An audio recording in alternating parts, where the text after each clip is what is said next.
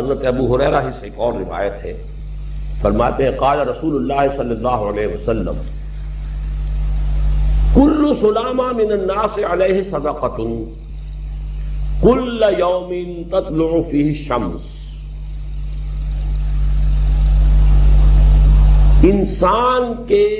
انسانوں کے ہر جوڑ پر ایک صدقہ واجب ہے، ہر روز جو طلوع ہوتا ہے تو ہر جوڑ کا صدقہ۔ یہ انگلی کا جوڑ ہی اگر لاک ہو جاتا، آج صبح آپ اٹھتے ہو یہ لاک ہے تو کیا ہوتا؟ گھٹنا لاک ہو جاتا، کونی لاک ہو جاتی۔ صبح کو انسان اٹھے کہ میں بھلا چنگا ہوں، کل یوم تطلع فی الشمس، ہر دن جس میں کہ سورج جو ہے طلوع ہوتا ہے اس میں ہر جوڑ پر ایک صدقہ واجب ہے۔ اس کو شیخ سعدی نے بہت عمدگی سے کہا ہے، ہر سانس جب انسان کے اندر جاتا ہے موجب تقویت ہوتا ہے، آکسیجن گئی قوت ملی، اسی کو برن کریں گے انرجی ملے گی۔ سانس باہر نکلتا ہے یہ صفائی کا ذریعہ بنتا ہے، کاربن ڈائی آکسائڈ اور بہت سی چیزیں نکل گئی، بس بر ہر نفس دو شکر واجب بس، ہر سانس پر 2 مرتبہ شکر کرنا چاہیے۔ ہر سانس اندر گیا موجب تقویت، باہر بنا موجب تنقیح، لہذا پس بر ہر نفس 2 شکر واجب۔ تقریباً اسی طرح کا یہ معاملہ ہے، لیکن اب یہ کیسے صدقے ہوں گے؟ اس صدقے ہی کے جیسے کہ پہلے آ چکا ہے اسی کی یہ تعریف میں ہے۔ تعدل بین اثنین صدقۃ، 2 آدمیوں کے درمیان عدل کراؤ، فیصلہ کرا دو عدل کے ساتھ، یہ بھی صدقہ ہے۔ تعین الرجل فی دابتہ فتحملہ علیہا اور ترفع لہ علیہا متاعہ صدقۃ، اور تم مدد کرو کسی انسان کی اس کی سواری کے معاملے میں کہ اسے اس پر چڑھنے میں مدد دو، یا یہ کہ اس کی کوئی چیز اس کا سامان نیچے سے اٹھا کے پکڑا دو، اونٹ پر سوار ہو گیا ہے اب نیچے سے سامان پکڑا رہے ہیں، یہ بھی صدقہ ہے۔ والکلمۃ الطیبۃ صدقۃ، ہر پاک بات جو اپنی زبان سے نکالو گے وہ صدقہ ہے۔ فلیقل خیرا او لیصمت، بات صحیح کرے، اچھی کہے یا خاموش رہے، ہر اچھی بات جو زبان سے نکلتی صدقہ ہے۔ وبکل خطوۃ تمشیھا الی الصلاۃ صدقۃ، اور ہر قدم جو وہ نماز کے لیے جاتا ہے تو اٹھاتا ہے یہ صدقہ ہے۔ وتمیت الاذی عن الطریق صدقۃ، اور راستے میں سے کوئی اذیت شے کو، اذیت بخش چیز کو دور کرتا ہے، کہیں روڑا پڑا ہوا ہے، کہیں کچھ اور ہے، کوئی ٹھوکر کھا جائے گا، کوئی ہو سکتا ہے کوئی اندھا گزرے، اس کے لیے کوئی مصیبت ہو جائے، اس کو اگر ہٹاتے ہوئے چلے گا یہ بھی صدقہ ہے۔ یہ بھی دین کا وہی جامع تصور کے صدقہ جو ہے اس کو کہتے ہیں صدقہ۔ صرف رب اشرح لی صدری ویسر لی امری واحلل عقدۃ من لسانی یفقهوا قولی۔ اللهم ربنا الہمنا رشدنا واعذنا من شرور انفسنا، اللهم ارنا الحق حقا وارزقنا اتباعه وارنا الباطل باطلا وارزقنا اجتنابه۔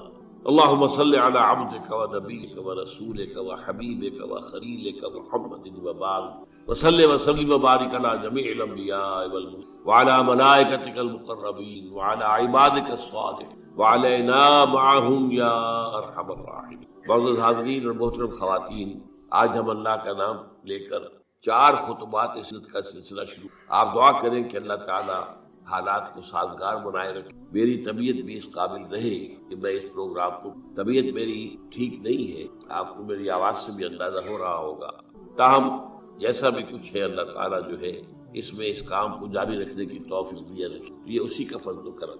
یہ جو پہلا خطبہ ہمارا ہے سیرت کے بارے میں، اس کا عنوان ہے فلسفہ دین میں نبوت و رسالت کا مقام۔ یہاں لفظ فلسفہ قابل غور ہے، کیا فلسفے کا دین کے ساتھ کوئی تعلق ہے؟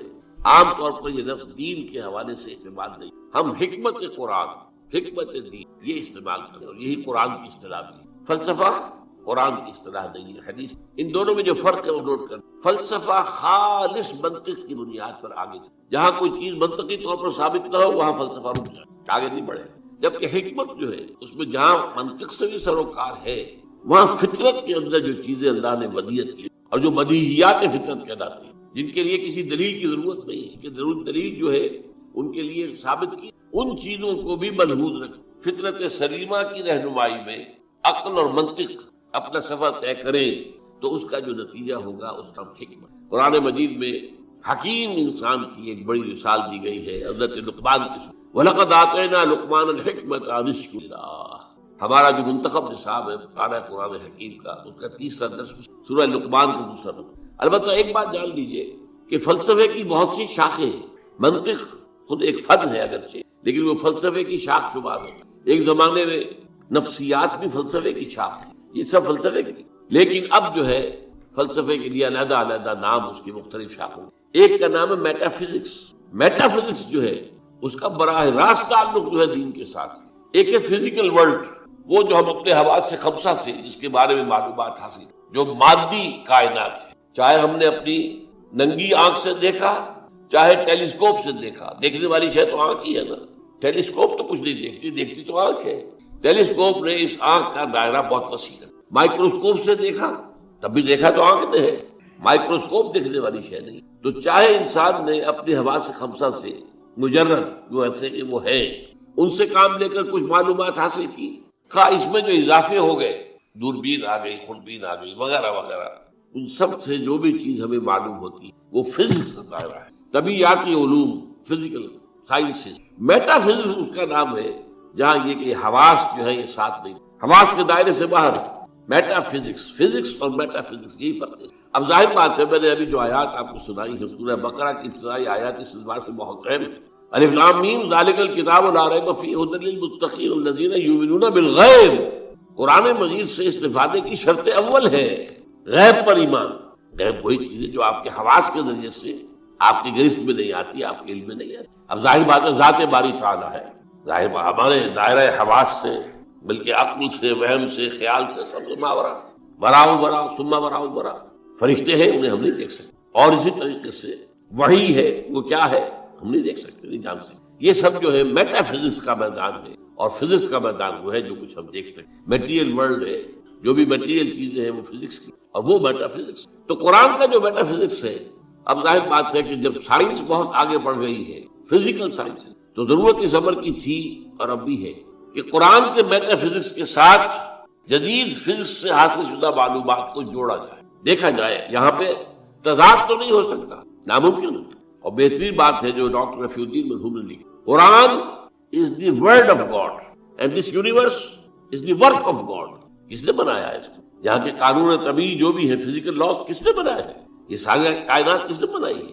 کون اس کو چلا رہا ہے؟ یدبر الامر من السماء الى الارض، کون؟ اللہ۔ تو word of God Quran, work of God کائنات، ان دونوں میں کوئی تضاد تو ممکن نہیں۔ عام انسان کے بھی قول و فعل میں تضاد ہو تو ہم اسے سمجھنا بڑی گھٹیا بات ہے۔ آپ کا قول یہ ہے، آپ کا عمل یہ ہے، اللہ کے قول اور عمل کے اندر تضاد کیسے ہو سکتا؟ یہ ضرور ہوا ہے کہ قرآن مجید تو آج سے 1400 برس پہلے جو ہے نازل ہوا ہے، اس وقت انسان کی جو مادی معلومات تھی وہ اتنی کم تھی کہ قرآن مجید میں فزیکل فینومینا کا جو تذکرہ ہوا ہے ان کو صحیح طور پر سمجھا نہیں جا سکتا تھا، اس لیے کہ ابھی ہماری معلومات اس کائنات مادی کے بارے میں بہت محدود تھی۔ لیکن جیسے جیسے جیسے جیسے سائنس آگے بڑھی، قرآن نے پہلے کہہ دیا تھا سنریہم آیاتنا فی الآفاق وفی انفسہم حتی یتبین لہم انہ الحق۔ یہ ہم قرآن تو آج دے رہے ہیں تمہیں، لیکن ہم اپنی آیات، نشانیاں آفاق اور انفس میں دکھائیں گے دکھائیں گے دکھائیں گے اور دکھائیں گے، یہاں تک کہ یہ بات تم پر بالکل واضح ہو جائے گی، مبرہن ہو جائے گی، یہ قرآن حق۔ تو جتنی سائنٹیفک ترقی ہوئی ہے اس نے ثابت کیا ہے قرآن کی حقانیت کو۔ آپ نے پہلے بھی تذکرہ سنا ہوگا ٹورنٹو یونیورسٹی کا جو ہیڈ آف دی ڈپارٹمنٹ، جو یہ ایک خاص علم جنین ہے، یعنی ماں کے بطن میں جو بچہ پرورش پاتا ہے، ایمبریولوجی اس سائنس کا نام۔ آج جبکہ انسان نے، آپ کو معلوم ڈسیکشن بھی ہوتا ہے، سب کچھ ہوتا ہے، مائکروسکوپ بھی ہے، اور نہ معلوم کیا کیا چیزیں ہیں جس کے اندر داخل کر کے دیکھ لیتے ہیں۔ گھٹنے کا درد ہے، گھٹنے میں کیمرہ داخل کر دیتے ہیں، وہاں سے دیکھ لیتے ہیں اندر کیا ہے۔ تو آج جو معلومات حاصل ہوئی ہے وہ حیران ہوا 1400 برس پہلے یہ کیسے دے دی گئی قرآن میں؟ اس نے مانا. مورخ بوقائی نے یہ مانا، فرینچ سرجن تھا شاہ فیصل، اس کے پاس علاج کے لیے گئے تھے، وہاں انہوں نے قرآن پیش کر دیا اسے. نے کہا میں کیسے پڑھوں گا اس کو عربی میں؟ ان کا کوئی بات نہیں، میں آپ کے لیے استاد منگا دوں. بادشاہ کے لیے کیا مشکل تھا، سعودی عرب سے لا کر ایک ٹیوٹر رکھ دیا گیا، اس نے عربی سیکھی، پھر قرآن پڑھا، پھر کتاب لکھی the Bible, the Quran and the science. اور اس میں یہ ثابت کیا اور اقرار کیا کہ قرآن میں کوئی شے وہ نہیں ہے جسے سائنس نے غلط ثابت کیا ہو. یہ ہو سکتا ہے کہ قرآن میں بہت سی چیزیں ایسی ہیں جن کی حقیقت تک ابھی سائنس کی رسائی نہیں ہوئی، یہ اور بات ہے، لیکن کوئی شے ایسی ثابت ہو گئی ہو کہ قرآن کی یہ بات غلط ثابت ہو گئی، یہ نہیں. تو آج صرف اس وقت کی بہت ضرورت ہے کہ یہ جو دو علوم علیحدہ علیحدہ چل رہے ہیں، یہ دو آنکھیں ہیں. ایک آنکھ یہ دیکھو، کھول آنکھ، نبی دیکھ، فلک دیکھ، فضا دیکھ، زمین اور آسمان کو دیکھو. افلا ينظرون الى الابل كيف خلقت والى السماء كيف رفعت. دوسری آنکھ وہی، ان دونوں آنکھوں سے دیکھو. اس سے حقیقت کا علم قرآن سے دو، اس سے کائنات کا علم اپنی حواس خمسہ اور عقل کے ذریعے، اور پھر دیکھو ان دونوں میں کوئی تضاد نہیں. یہی ہے در حقیقت میری آج کی اس گفتگو کی بنیاد، کہ نبوت اور رسالت کا مقام و مرتبہ دین کا جو میٹا فزکس ہے، دین کا جو فلسفہ اور حکمت ہے، اس میں کیا ہے. تو ہمیں سب سے پہلے یہ جاننا ہوگا، یہاں یہ ذکر کر دوں میں کہ میں نے اس موضوع پر جس پر آج میں یہاں تقریر کر رہا ہوں، آج سے 25 برس قبل یہ جو ہمارا یہ ٹاؤن ہال ہے، جنا ہال، 26 مارچ 1975 کو تقریر کی، اور وہ تقریر چھپی ہوئی ہے، میری کتاب ہے نبی اکرم صلی اللہ علیہ وسلم کا مقصد بعثت. یہ جو میرا آج کا لیکچر ہے وہ پہلا لیکچر اسی موضوع پر اس. اب 25 سال میں یقیناً میرے فکر میں بھی جو علامہ اقبال نے جو کہا تھا، only stones do not change, رائے میں کچھ نہ کچھ تبدیلی آ سکتی، کوئی وسعت ہو سکتی، اپنی کسی بات پر انسان نظر ثانی کر سکتا ہے. اس پہلو سے یقیناً کچھ تھوڑا سا فرق نظر آئے گا اگر آپ دونوں کا تقابلی مطالعہ کریں گے. تو میری آج کی بات، اور آج سے 2 سال قبل میری یہ کتاب آئی ہے، اس کا تو عنوان ہی اصل میں ایسا تھا کہ جس سے ہمارے بہت سے رفقا جو ہے گھبرا گئے کہ اس کا تو عنوان کا مطلب ہی سمجھ میں نہیں آئے گا. ایجاد و ابداع عالم، ایجاد و ابداع عالم سے لے کر عالمی نظام خلافت تک، جب کائنات کا آغاز ہوا ہے اس وقت سے لے کر، اور جو اختتام ہونا ہے اس دنیا کا خلافت علی منہاج النبوہ عالمی سطح پر، اس کے درمیان سارے لنکس جو ہیں وہ سائنس اور قرآن دونوں کے حوالے سے، اور دونوں کو جوڑتے ہوئے میں نے اس کے. تو جن حضرات کو بھی ان موضوعات سے دلچسپی ہو وہ میری وہ کتاب بھی پڑھیں، آج سے 25 سال پہلے کی، نبی اکرم صلی اللہ علیہ وسلم کا مقصد بعثت اور انقلاب نبوی کا اساسی بنا. پھر یہ کہ یہ ایجاد و ابداع عالم کا بھی مطالعہ کریں، کوشش کریں. اور میرا جو ہے آج کا یہ لیکچر انشاءاللہ ان دونوں کی تسہیل کا ذریعہ بن جائے گا کہ بات آسان ہو. دیکھیے قرآنی میٹا فزکس کیا ہے، ہم اس کو ایمان سے تعبیر کرتے ہیں. میں نے یہ چند آیات آپ کو سنائی. ایمانیات کیا کیا ہیں؟ اللہ پر ایمان، آخرت پر ایمان، یوم آخر پر ایمان، وحی پر ایمان، فرشتوں پر ایمان، کتابوں پر ایمان، رسولوں پر ایمان، حضور کی ختم نبوت اور رسالت پر ایمان، قرآن کے آخری اللہ کا کلام ہونے اور اس کے محفوظ ہونے پر ایمان، بعث بعد الموت پر، جنت اور دوزخ پر، حساب کتاب پر، وزن اعمال پر ایمان. یہ تمام ایمانیات، یہ سب کیا ہے؟ یہ میٹا فزکس ہے. یہ ہمارے اس دائرہ حواس کے اندر آنے والی چیزیں نہیں. ان ایمانیات کو 3 بڑے بڑے عنوانات کے تحت جمع کیا جا سکتا. نمبر 1 ایمان باللہ یا توحید. نمبر 2 ایمان بالآخرہ یا معاد. معاد کے معنی لوٹنے کی جگہ، عاد یعود عودا، لوٹنا، معاد لوٹنے کی جگہ، اس میں ظرف. تیسرے ایمان بالرسالت. اب جب یہ ایمان باللہ کیا ہے، چند چیزیں میں گنواؤں گا. پہلی بات یہ کہ آج ہم یہ مانتے ہیں، ہم پہلے سے مانتے تھے، آج دنیا بھی مان رہی. جو فزکس کا آپ سے کچھ عرصے پہلے کا دور تھا، 50-60 سال پہلے کا، اس وقت تک یہ مانا جاتا تھا کہ کائنات ہمیشہ سے ہے اور ہمیشہ رہے گی.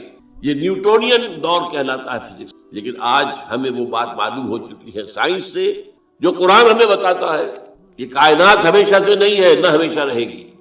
یہ خاص وقت پر پیدا کی گئی ہے اور ایک خاص وقت پر ختم ہو جائے. آج سائنس نے اس کے لیے نقطہ آغاز اس کو کہا ہے بگ بینگ. ایک بہت بڑا دھماکہ ہوا تھا، اس سے کائنات شروع. پھر یہ تصور بھی ہے کہ کائنات ابھی پھیل رہی ہے، پھول جھڑی کی طرح. پھول جھڑی آپ کو معلوم ہے ایسے چکر لگاتے ہوئے پھیلتی ہے، اسی طرح یہ کائنات ابھی پھیل رہی ہے، مزید گیلیکسیز وجود میں آ رہی ہے. آپ اکثر و بیشتر اخبارات میں پڑھتے رہتے ہیں کہ آج ایک اور نئی گیلیکسی دریافت ہو گئی. اتنے millions trillions years, light years دور ہے ہم سے. وہ تو حساب کتاب میں آنے والی باتیں نہیں. لیکن یہ کہ اللہ تعالیٰ نے بھی فرمایا تھا یزید اللہ فی الخلق ما یشاء، اللہ اپنی تخلیق میں اضافہ کرتا رہتا ہے جو چاہتا ہے، یا کرتا رہے گا، دونوں معنی اس کے ہو سکتے ہیں۔ فعل مضارع میں فعل حال بھی ہے اور فعل مستقبل بھی ہے۔ اور اسی کو اقبال نے کہا یہ کائنات ابھی ناتمام ہے شاید کہ آ رہی ہے دمادم صدائے کن فیکون کن فیکون کن فیکون، ابھی تو نئی نئی چیزیں وجود میں آ رہی، لیکن ایک وقت آئے گا جیسے وہ فنر ہوتا ہے، وہ فنر جو ہے لپٹا ہوا ہے اس کو آپ کھینچتے ہیں، لیکن اگر چھوڑ دیں گے اس طرح کو یہ پھر وہیں آ جائے گا واپس۔ اسی طرح ایک وقت آئے گا کہ یہ کائنات جو ابھی تو پھیل گئی ہے، جا رہی ہے، ایک وقت میں اس کی ریورسل ہو جائے گی، اور یہ جو اب سمٹنی شروع ہوگی پھر ایک نقطے پر جا کر قرآن میں نقشہ کھینچا گیا یوم نطوی السماء کطی سجل للکتب، ہم یہ فضاؤں کو اور خلاؤں کو لپیٹ دیں گے۔ دیکھیے آج کا کانسیپٹ اور قرآن کے الفاظ، جیسے پچھلے زمانے میں کتابیں ہوتی تھی، جلد بندی کا تو معاملہ نہیں تھا، ایک کاغذ پر لکھ کیا پورا ہو گیا، اس کے ساتھ نیا کاغذ چسپاں کر دیا اور اس کو رول کر دیا، اب آپ نے دوسرے کو لکھا وہ پورا ہو گیا پھر اس کو اور رول کر دیا، تیسرا لگا، وہ رول بنتے تھے، سکرولز بھی کہلاتے ہیں۔ تو یہ سکرولز، یہ آسمان، اللہ تعالیٰ فرما رہے ہیں یوم نطوی السماء کطی سجل للکتب، جیسے اس زمانے کی کتابیں ہوتی تھی کہ سکرولز کی صورت میں ہوتی تھی، اس طریقے سے ہم آسمانوں کو لپیٹ۔ یہ کائنات نہ ہمیشہ سے ہے نہ ہمیشہ رہے گی، ایک ہستی ہے البتہ جو ہمیشہ سے ہے اور ہمیشہ رہے گی، وہ ہستی اس کائنات کی خالق، اس کی جہاں تک ذات کا تعلق ہے یہ ہمارے فہم سے، ہماری عقل سے، ہمارے تخیل سے، ہمارے تصور سے، ہمارے وہم سے، وراء الورا ثم وراء الورا ثم وراء، اس کے بارے میں علم یہی ہے کہ یہ سمجھ میں آ جائے کہ اس کو ہم نہیں جان سکتے، بیانڈ اور لمٹس۔ اس کے بارے میں ساری معرفت جو ہمیں حاصل ہوتی ہے وہ اس کی اسماء و صفات سے۔ شاید آپ میں سے اکثر کو جو امید ہے یاد ہو، بچپن میں اگر یاد کرائے ہوں گے والدین نے، ایمان مجمل، ایمان مفصل۔ ایمان مجمل کیا ہے؟ آمنت باللہ کما ہوا باسمائہ و صفاتہ وقبلت جمیع احکامہ اقرار باللسان و تصدیق بالقلب۔ یہ اسماء و صفات ہماری تعلق ہے، اس میں بھی لمیٹیشن ہے۔ اللہ بصیر ہے، دیکھتا ہے، کیسے دیکھتا ہے یہ ہم نہیں جانتے۔ کیا اس کی اس طرح کی کوئی آنکھ ہے؟ کیا وہ بھی دیکھنے کے لیے روشنی کا محتاج ہے؟ باللہ من ذالک۔ ہمارے ہاں تو ایسے حیوانات موجود ہیں جو بغیر روشنی کے دیکھتے ہیں، تو اللہ کا دیکھنے والا ہے، سمیع ہے، سنتا ہے، کیسے سنتا ہے؟ کیا ساؤنڈ ویوز کی ضرورت ہے اسے بھی؟ اس کا بھی کوئی کان ہے جس سے آ کر ٹکرائے ہو؟ اسی طرح اس کا کوانٹیٹیو پہلو، اللہ ہر شے پر قدیر ہے، کتنا قادر ہے ہم کیا تصور کریں گے؟ ہمارا تو تصور بڑا محدود ہے۔ یوں سمجھیے کہ ہمارے دماغ کی مثال اس سنار کی جو ترازو ہوتی ہے، تولے ماشے یہی تو لیں گے نا، اس پر ٹنوں تو نہیں تول سکتا، سریا لا کر آپ اس پر تولنا چاہیں۔ تو اللہ تعالیٰ کی اسماء و صفات کا بھی وہ کتنا قدیر ہے، کتنا بصیر ہے جو ہم نہیں جانتے۔ لہذا معلوم ہوا کہ اللہ تعالیٰ کی بات کے بارے میں ہماری معلومات بہت ہے۔ بس یہ ہے، ایک بڑا پیارا شعر ہے، دور بینان بارگاہ الست جز پہ این برداند کے ہست۔ یہ بارگاہ الست جو ہے، یہ جو ہم عہد کر کے آئے تھے اللہ سے، الست بربکم قالوا بلی، تو بارگاہ الست اللہ کی بارگاہ، جو لوگ اس بارگاہ میں دور تک دیکھ سکتے ہیں وہ سوائے اس کے اور کچھ نہیں کہتے کہ بس یہ تو ہمیں معلوم ہے کہ ہے، لیکن کیا ہے، کیسا ہے، کتنا ہے، کیسے دیکھتا ہے، کیسا اس کا چہرہ ہے؟ حالانکہ قرآن میں لفظ آیا چہرہ، کیسے اس کے ہاتھ ہے؟ قرآن میں لفظ آیا ہاتھ۔ دور بینان بارگاہ الست جز پہ این برداند کے ہست، اس کی میں مثال دیا کرتا ہوں۔ دیکھیں کوئی دیوار ہے، بہت بڑی فصیل ہے، اب آپ دیکھ رہے ہیں اسے تو آپ کو اندازہ ہو گیا کہ ہوگی اتنی، کوئی 100 فٹ اونچی ہوگی، چلیے جہاں تک نظر آ رہی ہے اتنی لمبائی ہے، اس کے اوپر کوئی رنگ وغیرہ ہے وہ بھی نظر آ گئی۔ کوئی اندھا شخص ہے وہ کیا کرے؟ وہ جا کے دیکھے گا، ٹٹورے ہے بھائی فصیل تو ہے، کتنی اونچی ہے اسے کیا پتا، وہ تو نہیں دیکھ سکتا۔ یہ وہ ہے کہ دور بینان بارگاہ الست جز پہ این برداند کی ہست ہے ضرور۔ یہ جو اللہ ہے جس نے اس کائنات کو پیدا کیا، سارے نام اچھے نام اسی کے، ارید اللہ عبد الرحمن ایما تدعو فلہ الاسماء الحسنی، چاہے اللہ کہہ کر پکار لو، چاہے رحمان کہہ کر پکار لو، جس کو بھی پکارو یہ جان لو کہ تمام اچھے نام اسی کے، تمام اچھی صفات اسی کے اندر، اور بتمام و کمال ہے۔ وعلی کل شیء قدیر بکل شیء علیم، ہر چیز پر قادر، ہر چیز کا دیکھنے۔ پھر وہ تنہا ہے، تنہا اپنی ذات میں تنہا، لا شریک لہ، کوئی شریک نہیں، نہ صفات میں شریک ہے نہ اختیارات میں شریک ہے، وہ تنہا ہے۔ لا مثل لہ ولا مثال لہ ولا مثیل لہ ولا ضد لہ ولا ند لہ ولا کفو لہ۔ یہ ہے اللہ کی ذات کے بارے میں ہمارے تصورات کا۔ اب آئیے دوسرا، ایمان بالآخرہ۔ اس اللہ نے جو اس کائنات کو تخلیق فرمایا ہے، اس میں اس کی تخلیق کا کلائمیکس انسان ہے. اس کی میں تفصیل ذرا بعد میں بیان کروں گا، ابھی یہ مضمون ختم ہو جائے. تخلیق کا کلائمیکس انسان. اس انسان کی یہ زندگی جو ہے، جسے ہم اپنے محدود مشاہدے کی وجہ سے سمجھ بیٹھتے ہیں 60 70 80 برس، وہ بہت بوڑھا ہو گیا، 90 برس، 100 برس، کوئی 100 کراس کر گیا تو اخبار میں خبریں آ جائیں گی. بس یہ انسان مسجود ملائک بنایا، یہ کلائمیکس ہے اللہ کی طرف. اور ایک خاص بات نوٹ کیجئے، اللہ نے فرمایا خلقتہ بیدی، میں نے اسے اپنے دونوں ہاتھوں سے بنایا. دونوں ہاتھ کون سے ہیں؟ ایک عالم امر ہے اور ایک عالم خلق ہے، تو ابھی میں بتاؤں گا آپ کو. اور یہ عالم و خلق یا اللہ کی ذات میں جمع ہے یا انسان کی ذات میں جمع ہے. باقی پوری کائنات میں یا کوئی شے ہے تو عالم خلق کی ہے، یا دوسری ہے تو عالم امر کی. دونوں چیزیں جمع ہے اللہ کی ذات میں اور انسان میں. اسی لیے حدیث ہے ان اللہ خلق آدم علی صورتہ، اور یہ حدیث ابو ہریرہ سے ہے رضی اللہ تعالی عنہ، اور بخاری اور مسلم دونوں میں اللہ نے آدم کو اپنی صورت پر بنایا ہے. اب اس سے اونچا مقام کیا ہوگا؟ کیا ایسی عظیم ہستی کی زندگی بس 40 50 60 70 80 برس، اس میں بھی کچھ حصہ تو بچپن کا گزر گیا، ابھی ہوش ہی نہیں، شعور ہی نہیں. بعد میں بھی 80 کے بعد ہو، 70 کے بعد ہو، تو انسان کے جو ہے حواس ٹھیک نہیں رہتے، علم ختم ہو جاتا. نہیں، قرآن کیا بتاتا ہے؟ یہ بات وہ ہے جو افسوس ہے، صد افسوس، کہ آج بالکل ذہنوں سے خارج ہے. انسان کی زندگی بہت طویل ہے، بہت طویل ہے، بہت طویل. علامہ اقبال جو کہتے ہیں تو اسے پیمانہ امروز و فردا سے نہ جاویداں پہم دماں ہر دم جمع ہے. کیا یہ ایسے ہی بڑھ کھانکتی ہے انہوں نے؟ نہیں، یہ قرآن کا مطالعہ. 5 زندگیاں ہیں انسان کی، جن میں سے 2 ان میں سے ڈورمنٹ ہے، سوتے ہوئے گزری، اور 3 ایکٹیو. سب سے پہلے انسان کو عالم ارواح میں پیدا کیا گیا، صرف روحیں تھی، جسم نہیں تھا. اور یہی عالم امر ہے، روح. یہ سنونک عن الروح قل الروح من امر ربی. یہ آپ سے روح کے بارے میں پوچھتے، فرما دیجئے یہ روح میرے رب کا امر ہے، امر.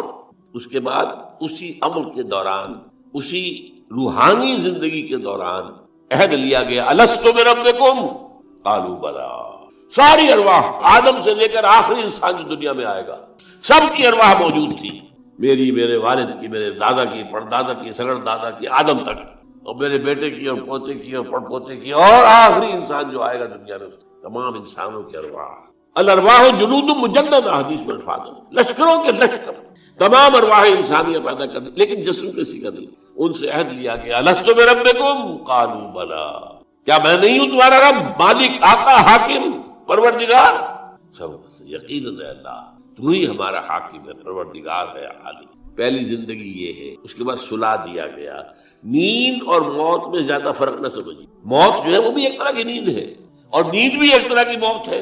چنانچہ جو دعا مسنون ہے، جب صبح آپ اٹھیں تو آپ کی زبان پر جو دعا آنی چاہیے، اگر آپ کو یاد ہو حضور کی دعا، الحمدللہ الذی احیانی بعد ما اماتنی والیہ النشور. اس اللہ کا شکر ہے جس نے مجھے زندہ کیا اس کے بعد کہ مجھے مردہ کر دیا تھا. نیند مردہ ہوتا ہے انسان جب اس کا شعور ہی نہیں. تو یہ طرح ہے. اور موت جو اب آنے والی ہے، موت معدوم ہونے کا نام تو نہیں ہے. مردہ پڑا ہے، زندگی تو نہیں ہے، لیکن یہ کیا معدوم ہو گیا؟ معدوم ہے، موجود ہے. اور دوسری بات یہ ہے کہ ہمارے علم کے مطابق تو یہ ہے کہ ادھر سے ادھر منتقل ہونے کا نام ہے موت. ہم تو انتقال کہتے ہیں نا. بھائی آپ لاہور سے کراچی منتقل ہو گئے، اللہ خیر صلی اللہ، آپ ایک عالم سے دوسرے عالم کو منتقل ہو گئے. عالم دنیا سے عالم برزخ، عالم برزخ سے عالم آخرہ. تو پہلی زندگی عالم ارواح میں، جبکہ ہمارے پاس جسم نہیں تھا. پھر سلا دیا گیا، یہ دوسری زندگی ہے، لیکن یہ موت کی کیفیت کے، نیند کی. پھر ہماری تیسری زندگی آئی ہے اس دنیا میں، رحم مادر میں، جب حیولہ بنا ہے اور 120 دن کا جنین ہو گیا، ایمبریو ہو گیا، پھر اللہ فرشتے کو بھیجتا ہے. یہ حدیث ہے اور متفق علیہ روایت ہے. بدقسمتی سے جو چیزیں ہمارے مادی ذہن سے ٹکراتی ہیں، ہم انہیں قبول نہیں کرتے. مادیت کا اتنا غلبہ ہے کہ جو چیز بظاہر اس مادی کیفیات اور مادی قوانین اور ضوابط کے تحت نہیں آتی، ہم ان کو ریجیکٹ کر دیتے ہیں. حالانکہ وہ عالم ہی اور ہے، یہ عالم اور ہے. روح اس مادی عالم کی شے نہیں ہے. حدیث میں آتا ہے، حضرت عبداللہ ابن مسعود رضی اللہ تعالیٰ عنہ کی روایت ہے کہ رحم مادر میں 40 دن وہ جو ایمبریو ہوتا ہے وہ نطفے کی شکل میں ہوتا ہے، پھر 40 دن علقہ، پھر 40 دن مضغہ، ثم یرسل الملک فینفخ فیہ الروح، پھر فرشتے کو بھیجا جاتا ہے اور وہ فرشتہ اس میں روح ڈھونڈتا ہے. یہ اس کی تیسری زندگی. یہ جس کی زندگی ہے روح جمع جسم، یہ ہماری حیات دنیاوی، روح جمع جسم. اور زندگی کون سی ہو گئی ہے؟ تیسری. عالم ارواح کی، پھر وہ کولڈ سٹوریج میں جہاں سلا دیے گئے، ڈمپ کر دیے گئے، پھر یہ دنیا کی زندگی 70-80 جو برس، پھر موت آئی، چوتھی زندگی شروع ہو گئی عالم برزخ۔ وہ زندگی ہے، موت نہیں ہے، اس کو تو سب مانتے ہیں۔ عذاب قبر ہم مانتے ہیں، قرآن سے ثابت ہے۔ بعض لوگ یہ سمجھتے ہیں کہ شاید قرآن میں ذکر نہیں ہے، غلط بات ہے، لیکن میرے پاس زیادہ وقت نہیں ہے۔ برزخ کے اندر زندگی کی ایک کیفیت ہے، اس کے اندر جیسے کہ ہمارے یہاں بڑی ویسے چھڑ گئی ہیں۔ حضور کی زندگی کیسی ہے؟ آیا ایسی ہے جیسے دنیا میں تھی یا اس سے کچھ مختلف ہے؟ تو میں کہا کرتا ہوں دنیا کی زندگی تو اتنی اچھی زندگی نہیں ہے، حضور کو جو زندگی ہے عالم برزخ میں، اس کا تو ہم تصور بھی نہیں کرتے۔ اس عالم برزخ میں کہا گیا شہداء کو وَلَا تَقُولُوا لِمَن يُقْتَلُ فِي سَبِيلِ اللَّهِ أَمْوَاتٌ بَلْ أَحْيَاءٌ وَلَٰكِن لَّا تَشْعُرُونَ۔ اللہ کی راہ میں شہید ہو جانے والوں کو اموات مت کہو، مردہ مت کہو، زندہ ہے، تمہیں اس کا شعور نہیں۔ ہمیں شہداء کی زندگی کا شعور نہیں، پھر صدیقین اوپر ہے، پھر انبیاء ان کے اوپر ہے، پھر رسول ان کے اوپر ہے، سب سے اوپر سید المرسلین ہے۔ کیا زندگی ہوگی، ہم کیا تصور کر سکتے؟ ما لا عین رأت ولا اذن سمعت ما خطر علی قلب۔ بہرحال پھر یہ چوتھی زندگی آ گئی، پھر آئے گا، پھر سور پھونکا جائے گا، اور پھر فَإِذَا هُمْ قِيَامٌ يَنظُرُونَ، تو سب زندہ ہو کر دوبارہ کھڑے ہو جائیں گے۔ وہ یوم القیامہ ہوگا، کھڑے ہونے کا دن، اور اس سے ہمارا 5واں دور شروع ہو جائے گا، حیات اخروی۔ اچھا، حیات اخروی کے بارے میں ہمارا کیا ایمان ہے؟ کیا وہ کبھی ختم ہونے والی ہے؟ وہ تو ابدی ہے۔ فَإِنَّهَا لَجَنَّةٌ أَبَدًا أَوْ لَنَارٌ أَبَدًا، یہ پوری زندگی۔ تو زندگی کتنی بڑی ہو گئی۔ تو اسے پیمانہ امروز و فردا سے نہ ناپ، جام ناپ، پہم جمع، ہر دم جمع ہے۔ البتہ ایک کام کیا کیا ہے اللہ نے، یہ جو 2 موتوں کے درمیان زندگی آئی ہے، پہلی موت جو کہ ہم عالم ارواح سے اس کے بعد سلا دیے گئے، موت آ گئی نا، پھر اللہ نے زندہ کیا، پھر جو ہمیں موت آنے والی ہے میری اور آپ کی، ان 2 موتوں کے درمیان ایک زندگی کا حصہ کٹ گیا۔ یہ لمبا پروسیس، وہاں سے وہاں تک، مبدا و معاد، انا للہ و انا الیہ راجعون، اس میں یہ چھوٹا سا ہماری زندگی میں سے حصہ کاٹ کر اسے ایک امتحانی وقفہ بنایا۔ خلق الموت والحیات لیبلوکم ایکم احسن عملا، اس نے زندگی اور موت تخلیق کی ہے تاکہ تمہیں آزمائے کہ کون ہے تم میں سے اچھے عمل کرنے والا۔ یہ امتحانی، اس کو بھی اقبال نے خوب کہا ہے، ملزم ہستی سے تو ابراہ مانند حباب، اس زیاں خانے میں تیرا امتحان ہے زندگی۔ اب امتحان 3 گھنٹے کا بھی ہوتا ہے تو وہ 30 سال کا بھی ہوتا ہے، یہ تو ایک کوانٹیٹیو ایلیمنٹ ہوا، امتحان ہے، ٹیسٹنگ از ٹیسٹنگ۔ یہ حیات دنیاوی امتحان ہے، ملزم ہستی سے تو ابراہ مانند حباب، اس زیاں خانے میں تیرا امتحان ہے زندگی۔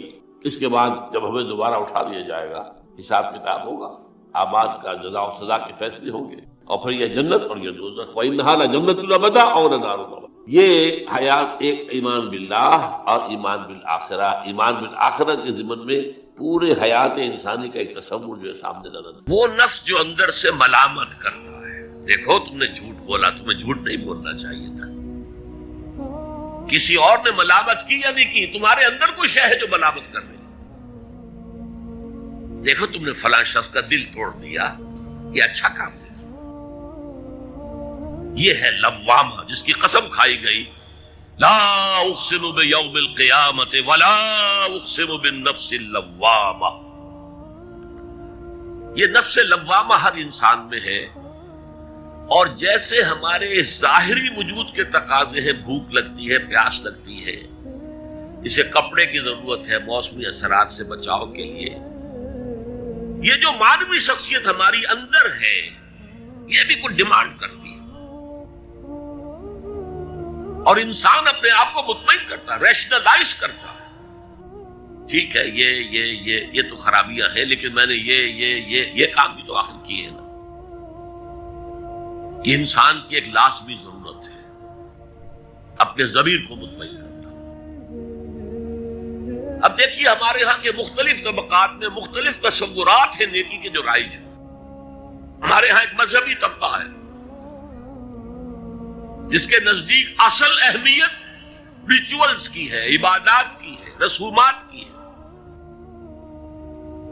معاملات میں وہ دھوکہ دے رہے، سودا کر کے پھر گئے، ان کے دلوں میں نرمی نہیں ہے، سائلوں کو دھتکارتے ہیں، لیکن ایک اعتبار سے بہت دیکھیں، سودی کاروبار کرتے ہیں، ٹھیک ہے بھائی میں سودی کاروبار تو کرتا ہوں، میں نے مسجد میں تو بنوائی ہے، میں نے مسجد میں جھاڑ بھی تو لگوا دیا ہے، میں نے مسجد میں قالین بھی تو بچھوایا ہے۔ تو نیکی کا ایک تصور یہ ہے ہمارے یہاں، اس کے بالکل برعکس ایک تصور ہے جدید تعلیم یافتہ طبقات کا تصور۔ آپ نے بارہا سنا ہوگا گفتگو، بھائی اصل نیکی یہ ہے کہ کوئی کسی کو دھوکہ نہ دے، جھوٹ نہ بولے، وعدہ پورا کرے، اپنا فرض صحیح طور سے ادا کرے، کہیں ملازم ہے تو اپنے فرائض صحیح طور سے ادا کرے۔ باقی رہ گئی نماز روزہ، یہ تو انفرادی باتیں ہیں، یہ کوئی کرتا ہے تو اپنے لیے نہیں کرتا ہے تو کوئی بات نہیں۔ یہ دونوں ایک دوسرے کے بالکل برعکس تصورات ہیں، اور یہ ہمارے معاشرے میں جدید تعلیم یافتہ طبقات کا تصور نیکی اور ہمارے قدیم علماء اور ان کے زیر اثر جو عوام ہیں ان کے تصور نیکی میں یہ زمین و آسمان کا فرق ہے۔ آپ کو معلوم ہے کہ اپنی جسم فروش عورتیں جو ہیں وہ بھی نیکی کا کوئی نہ کوئی کام کرتی ہیں۔ آپ دیکھیں گے محرم میں سیاہ کپڑے پہن کے جلوس کے آگے آگے جا رہی ہیں، سبیلے لگا رہی ہیں، مختلف مزاروں میں جب عرس ہوتا ہے وہاں جاتی ہیں، دھمال کھیلتی ہیں، وہی سیاہ کپڑے پہن کے، وہ بھی اپنے آپ کو مطمئن کرتی ہیں۔ مشہور ہے ایک واقعہ شہنشاہ عالمگیر اورنگزیب کا، اس نے دلی میں گانے بجانے پر پابندی لگا دی۔ اب ظاہر بات ہے جن کا یہ پیشہ تھا ان کا دھندا ختم تو آمدنی ختم، لاکھ کوششیں کی لیکن اورنگزیب ٹس سے بس نہیں ہوا۔ تو انہوں نے ایک عجیب ترکیب کی، وہ دریائے جمنا بالکل ساتھ بہتا تھا، یہ قلعہ اس شکل میں بنایا گیا تھا، اب تو ذرا فاصلے پر، تو ایک کشتی میں وہ جمع ہو گئے، سازندے بھی اور ساز بھی اور گاتے بجاتے ہوئے۔ انہیں معلوم تھا فلاں وقت جو ہے بادشاہ جھروکے میں بیٹھ کر دریا کی سیر کرتا ہے، وہاں سے گزرے اور ایک شعر گاتے ہوئے گزرے، در کوئے نیک نامی مارا گزر نہ دارن، گر تو نمی پسندی تقدیر قضارا۔ در کوئے نیک نامی، یہ نیکی جو ہے اس کے کوچے میں ہمارا گزر ہی نہیں ہے۔ در کوئے نیک نامی مارا گزر نہ دارن، یہ تو اللہ کی طرف سے فیصلہ ہے، اس کی مقرر کردہ تقدیر ہے۔ گر تو نمی پسندی تغییر کل قضارا، اگر تجھے پسند نہیں ہے تو تقدیر بدل دے۔ تو بادشاہ ہنس پڑا اور اس نے کہا کہ ٹھیک ہے بھائی، گانے بجانے کی حد تک تمہیں اجازت ہے۔ تو ہر ایک طبقے کا اپنا ایک تصور ہے نیکی کا۔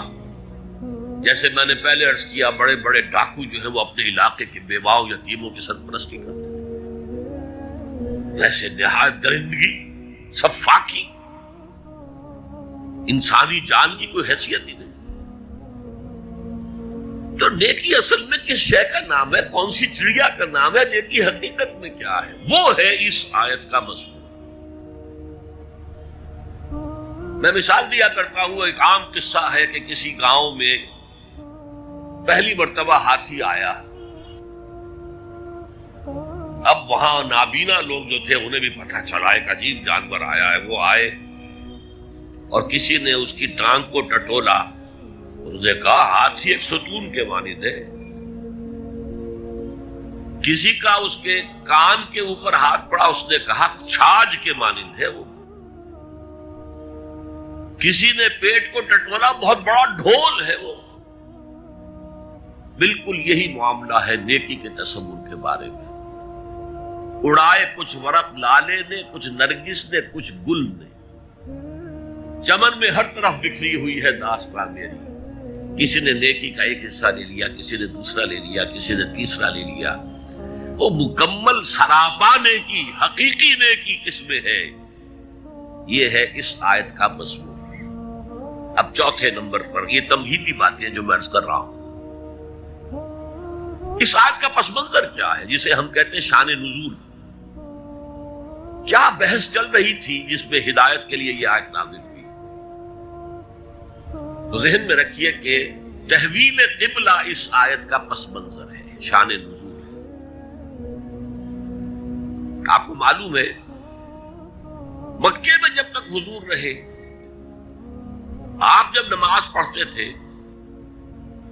تو آپ جنوبی جانب کھڑے ہوتے تھے، یعنی رکن یمانی اور وہ کونا کہ جس میں حجر اسود نصب ہے، ان دونوں کے درمیان کھڑے ہوئے کعبے کی طرف رخ کیا، تو اسی رخ پر بیت المقدس بھی ہے۔ اسے کہتے ہیں استقبال قبلتین، دونوں قبلوں کا بیک وقت استقبال ہو گیا، رخ ہو گیا دونوں طرف، خانہ کعبہ کے بھی اور بیت المقدس کے بھی۔ مدینے میں آ کر تو یہ ناممکن ہے۔ اب اگر کعبے کی طرف رخ کرو گے تو بیت المقدس کی طرف پشت ہو جائے گی، وہ شمال میں ہے، یہ جنوب میں ہے۔ اگر بیت المقدس کی طرف رخ کرو گے تو کعبے کی طرف پیٹھ ہوگی۔ لیکن آپ کو معلوم ہے کہ حضور نے 16 یا 17 مہینے مدینے آنے کے بعد بیت المقدس کی طرف رخ کر کے نماز پڑھی۔ اب ایک شکل تو یہ ہے کہ یہ حضور کا ذاتی اجتہاد ہو اور اس کو اللہ نے تسلیم کر لیا ہو کہ ٹھیک ہے، یہ بھی ممکن ہے۔ اسے تقریر کہتے ہیں اصطلاح میں۔ حدیث کس چیز کا نام ہے؟ حضور کا قول یا فعل یا تقریر۔ پہلی دونوں چیزیں تو آپ جانتے، قول اور فعل۔ یہ تقریر کیا ہے؟ حضور کے سامنے کوئی کام کیا گیا اور حضور نے نہیں روکا، تو امپلائڈ ہے اس کے اندر کہ یہ کام حرام نہیں ہے، حضور کے سامنے ہوا ہے، آپ نے روکا نہیں۔ تو اگر یہ ذاتی اجتہاد تھا تو تقریر ہو گئی اس کی اللہ کی طرف سے۔ لیکن زیادہ غالب پہلو یہ ہے کہ یہ اللہ کے حکم سے حضور نے کیا، اور یہ حکم وحی خفی کے ذریعے سے آیا، اس لیے کہ قرآن مجید میں اس کا ذکر نہیں ہے کہ اللہ نے حکم دیا ہو کہ اے محمد صلی اللہ علیہ وسلم اب آپ اور آپ کے ساتھی بیت المقدس کی طرف رخ کر کے نماز پڑھے، یہ نہیں ہے۔ تو یہ وحی خفی، وحی جلی، وحی خفی، دو قسم کی وحیاں حضور کو ہوتی تھی۔ نبی کے لیے تو وحی خفی بھی وحی جلی کے حق اسی کے حکم میں ہے، لیکن عام آدمی کا کوئی ولی اللہ بڑے سے بڑا ہو، اس کی بھی اس کا کشف، اس کا الہام حجت نہیں ہے دین میں۔ بہرحال یہ شاید حضور کو اللہ نے وحی خفی کے ذریعے حکم دیا۔ اس کا ایک بہت بڑا سیاسی فائدہ ہوا حضور کو، اور وہ یہ کہ مدینے میں آ کر آپ کا واسطہ پڑا یہودیوں سے۔ وہ بہت منظم تھے، تعلیم یافتہ تھے، بہت کلچرڈ تھے، ان کے ہاں فقہا تھے، ان کے ہاں مفتی لوگ موجود تھے۔ اگر فوری طور پر تصادم یہود کے ساتھ ہو جاتا تو حضور کے قدم مدینے میں جمنا آسان نہ ہوتا۔ یہ جب آپ نے بیت المقدس کی طرف رخ کر کے نماز پڑھی تو یہودیوں نے سمجھا چلو کوئی بات نہیں، یہ تو ہمارے کیمپ فالوورز ہیں، ہمارے قبلے کا رخ کر رہے ہیں، لہذا فوری طور پر ان کی طرف سے کوئی مخالفت وہ پیش نہیں آئی، اور اس 16 مہینے میں حضور کو اپنے قدم جمانے کا مدینہ منورہ میں پورا موقع ملا، بلکہ پہلے 6 مہینے اس میں جو ہے بہت ڈیسائسو ہے۔ 3 کام آپ نے 6 مہینے میں کیے ہیں تو بالآخر بہت ہی زیادہ فیصلہ کن ثابت ہو۔ نمبر 1 یہ کہ آپ نے مسجد نبوی کی تعمیر کر لی، اب یہی مرکز ہے، یہی درسگاہ ہے، یہی خانقاہ ہے، یہی پارلیمنٹ ہے، یہی دارالمشاورت ہے، یہیں سے فوجیں تیار کی جا رہی ہیں، یہی وفود آ کر پیش ہو رہے ہیں، بہرحال ایک مرکز مہیا ہو گیا۔ نمبر 2 یہ کہ مہاجرین میں اور انصار میں مواخات، ایک مہاجر ایک Ansari, they were declared brothers۔ یہ تھی انٹیگریشن آف دی سوسائٹی۔ اور تیسرا کام آپ نے یہ کیا اسی دوران میں، جس کا تعلق اس حکمت عملی کے ساتھ بہت گہرا بن جاتا ہے، کہ یہود کو جکڑ لیا ایک معاہدے میں، میثاق مدینہ، کہ اگر مدینے پر کوئی باہر سے حملہ آور آیا تو ہم سب مل کر واحد امت کی حیثیت سے مدینے کا دفاع کریں گے۔ جوائنٹ ڈیفنس آف مدینہ کا پیکٹ ہو گیا، اور یہ چیز بھی حضور کی کامیابی میں بہت فیصلہ کن ثابت ہوئی۔ تو اس اعتبار سے یہ تحویل قبلہ جب پھر ہوئی ہے، اور میں نے جو کہا تھا کہ اللہ نے ہی کوئی حکم دیا تھا وحی خفی کے ذریعے، وہ اس سے ثابت ہوتا ہے کہ نہ صرف بہت سے مہاجرین پر یہ بات شاخ گزر رہی تھی، خود حضور پر بھی شاخ گزر رہی تھی کہ میں پیٹھ کیے ہوئے ہوں کعبے کی طرف۔ چنانچہ قرآن مجید میں یہ آیا ہے، قد نرا تقلب وجهك في السماء، اے نبی ہم آپ کے چہرے کا، نگاہوں کا آسمان کی طرف اٹھنا بار بار دیکھتے رہے۔ آپ منتظر تھے کہ وقت آئے، حکم آئے، وحی آئے اور میں رخ بدل دوں۔ وما جعلنا القبلة التي كنت عليها الا لنعلم من يتبع الرسول ممن ينقلب على عقبيه، یہ اللہ نے اپنی طرف منسوب کر دیا، اور ہم نے وہ قبلہ جس پر تم اب تک رہے ہو 16 مہینے 17 مہینے، یہ مقرر کیا تھا تاکہ دیکھ لے کہ کون ہے رسول کا اتباع کرنے والے اور کون ہے جو اپنے الٹے پاؤں پھر جانے والے۔ کیا مطلب ہے اس کا؟ مہاجرین مکے سے آئے تھے، ان کے دلوں میں عظمت جو ہے کعبے کی وہ پلی ہوئی تھی اندر ٹھوک ٹھوک کر۔ اب دیکھا اللہ نے حکم نہیں دیا وحی جلی کے ذریعے سے، یہ رسول کا حکم تھا۔ گویا کہ یہ ایک امتحان ہو گیا کہ کہیں تمہاری حمیت جاہلی، تمہاری محبت جو تمہیں کعبے سے ہے، وہ تمہیں اسلام سے پھیر تو نہیں دیتی۔ آیا تم رسول کے حکم کو مقدم رکھتے ہو اور اپنی کسی سابقہ حمیت، جسے حمیت جاہلی ہم کہہ دیں گے، اس کو مقدم رکھتے ہو۔ یہ ایک سخت امتحان تھا جس میں کہ اہل مکہ جو مہاجرین تھے وہ مبتلا کیے گئے، اور خاص طور پر یہ بات کہ رسول کا حکم ماننے کی تاکید، چاہے ابھی قرآن میں کوئی آیت نہیں آئی ہے، لیکن حقیقی مومن کے لیے رسول کا فرمانا بھی ایسے ہی ہے جیسے کہ اللہ کا فرمانا۔ اس کی تربیت بھی ہو گئی، لیکن یہ کہ اکثر کا معاملہ یہ تھا کہ یہ معاملہ شاخ گزر رہا تھا، یہاں تک کہ حضور کا معاملہ بھی تھا، قد نرا تقلب وجهك في السماء فلنولينك قبلة ترضاها، تو اے نبی ہم بدل دیں گے قبلہ وہ جو آپ کو پسند ہے۔ اب رخ کرو مسجد حرام کی طرف، فولوا وجوہکم شطر المسجد الحرام، اب اپنا رخ کر لو مسجد حرام کی طرف۔ چنانچہ مدینے میں ایک مسجد القبلتین ہے، جو حضرات گئے ہیں زیارت کرتے ہیں انہوں نے زیارت کی ہوئی۔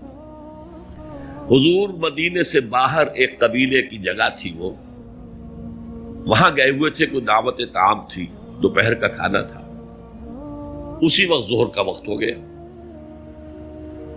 حضور نے جماعت کھڑی کی اور قبلہ جو ہے بیت المقدس، اسی نماز کے دوران یہ آیات وہی نازل ہو گئی۔ آپ نے فوراً رخ بدلا اور پوری جماعت نے رخ بدل لیا، اور اسی لیے اس مسجد میں 2 قبلے ہیں، 2 محرابیں ہیں، ایک شمال کی جانب بیت المقدس کی جانب، دوسری جنوب کی جانب یعنی مکہ مکرمہ کی جانب۔ اب یہ تحویل قبلہ جو ہے، یہ ہے بات اصل میں سمجھنے کی، ایک بہت بڑے فتنے کی بنیاد بن گیا۔ فتنہ آزمائش کو کہتے ہیں، اور فتنہ فساد کو بھی کہتے ہیں۔ فساد یہودیوں کی طرف سے شروع ہوا. یہ کیسا نبی ہے جس کا قبلہ ہی معین نہیں؟ ابھی یہ شمال کی طرف رخ کر کے نماز پڑھ رہا تھا اور اب اس نے جو ہے جنوب کی طرف رخ کر لیا. کیسا رسول ہے یہ؟ کیسا نبی ہے؟ حضور کے خلاف لوگوں کو بھڑکانے کا انہیں اب ایک موقع ہاتھ آ گیا. اور آپ کے علم میں ہے کہ اوس اور خزرج کے جو عوام ہیں وہ یہود کے بہت زیر اثر تھے، بہت زیر اثر تھے. وہی بات کہ وہ سمجھتے تھے ہمارے پاس نہ کوئی شریعت ہے، نہ کتاب ہے، نہ کوئی قانون ہے، نہ ہمارے ہاں کوئی مفتی ہے، نہ قاضی ہے. ان کے ہاں تو کتاب ہے، شریعت ہے، مفتی ہے، قاضی ہے. ان کا تو بڑا کلچرڈ لوگ ہیں. تو ایک روب تھا ان کا. لہذا یہ ایک ان کو موقع مل گیا کہ اس پر لوگوں کے جذبات کو بھڑکائیں اور حضور سے برگشتہ کر دیں. دوسری طرف سادہ نو مسلمانوں کے اندر بھی ایک فتنہ بطور آزمائش آ گیا کہ اگر اصل قبلہ یہ تھا تو یہ 16 مہینے کی نمازیں تو ہماری اکارت گئی، غلط رخ پر پڑی ہم نے. اور نماز تو دین کا اصل ستون ہے اور یہ نمازیں ہماری ضائع ہو گئی. یہ ان کے دلوں میں ایک وسوسہ پیدا ہوا. اس پہلو سے اس مسئلے پر بڑی مفصل گفتگو قرآن میں ہوئی ہے میرے اور آپ کے لیے.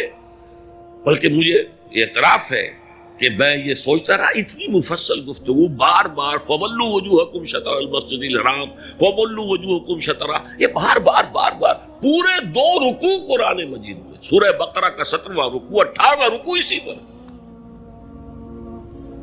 اس لیے کہ ہم اس سینسٹیونیس کا اندازہ نہیں کر سکتے کہ جو اس وقت پیدا ہو گئی تھی اس پر.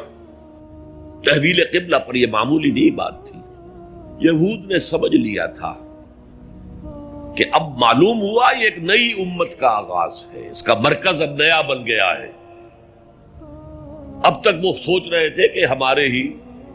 چنانچہ ایک اور واقعہ ہوا تھا کہ یہ عاشورہ کا روزہ رکھتے تھے یہودی. حضور نے پوچھا کیوں رکھتے ہو 10ویں محرم کا روزہ؟ انہوں نے کہا کہ اصل میں ہمیں جو نجات ملی تھی فرعون سے، اور فرعون کو جو غرق کیا گیا تھا لاؤ لشکر سمیت، وہ 10 محرم کو ہوا تھا. ہم شکرانے کے طور پر روزہ رکھتے ہیں. حضور نے فرمایا کہ موسیٰ کے تو ہم تم سے زیادہ مستحق ہیں، لہذا مسلمانوں کو حکم دیا کہ تم بھی 10ویں محرم کا روزہ رکھا کرو. اب یہ چیزیں ایسی تھیں کہ جس سے وہ پیسیفائڈ تھے ایک طرح سے کہ نہیں یہ کوئی نئی چیز نہیں ہے، یہ ہمارے کیمپ فالوورز. بلکہ حضور نے فرمایا تم 2 روز کا روزہ رکھو، 9ویں محرم کا بھی 10ویں کا. بہرحال اس پر جو ایک تشویش ہوئی ہے، اس تشویش کو دور کرنے کے لیے 2 رکوع 17واں 18واں رکوع 2 رکوع پورے کے پورے اسی بحث پر مشتمل ہیں. اور اس کے علاوہ اب میں مثال دوں کہ میرا ایک ہاتھ یوں ہے، ایک ہاتھ یوں ہے، بیچ میں میرا جسم ہے. تو اس بحث کا جسم جو ہے وہ تو وہ 2 رکوع ہیں، رکوع 17واں 18واں. لیکن ادھر دور پہلے ایک آیت آ گئی تھی جس نے زمین ہموار کی. للہ المشرق والمغرب فینما تولوا فثم وجہ اللہ. 2 رکوع پہلے. مشرق و مغرب سب اللہ کے ہیں، جدھر بھی رخ کرو اللہ کا رخ ہے. قبلے کا مطلب یہ تو نہیں ہے کہ اللہ اس سمت میں محدود ہے، معاذ اللہ. اللہ کا رخ، اللہ تو مشرق میں ہے، مغرب میں ہے، شمال میں ہے، جنوب میں ہے، فوق میں ہے، تحت میں ہے، ہر جگہ ہے. للہ المشرق والمغرب فینما تولوا فثم وجہ اللہ. مشرق و مغرب سب اللہ کے ہیں، جدھر بھی تم رخ کرو گے وہ اللہ کا رخ ہے. یہ ایک تمہید ہو گئی تھی. اس کے بعد ایسے وہاں جا کر عجیب سا محسوس ہوتا ہے کہ یہاں تو کوئی سیاق و سباق تو تھا نہیں. یہ آیت کس حوالے سے آئی ہے؟ اصل میں اس بحث کے لیے تمہید وہاں سے شروع کر کے بات چھوڑ دی گئی. اور پھر 2 رکوع آگے جو ہے وہ یہ آیت آ گئی کہ اگر ابھی کوئی ریزیڈول ایفیکٹ باقی ہے تو اب ان سے کہا جا رہا ہے سخن شناس نئی دل برا خطائی جاست. لوگوں تم بات نہیں سمجھتے، سخن شناس نہیں ہو اے میرے محبوب. دل برا سخن شناس نئی دل برا خطائی، جا خطا یہاں ہے۔ تم جسے اصل نیکی سمجھ بیٹھے ہو، ریچول، ظاہری شکل، وہ اصل نیکی نہیں ہے، وہ کل نیکی نہیں ہے۔ نیکی تو اصل میں ایک روح ہے جو پورے وجود میں سرایت کرتی ہے۔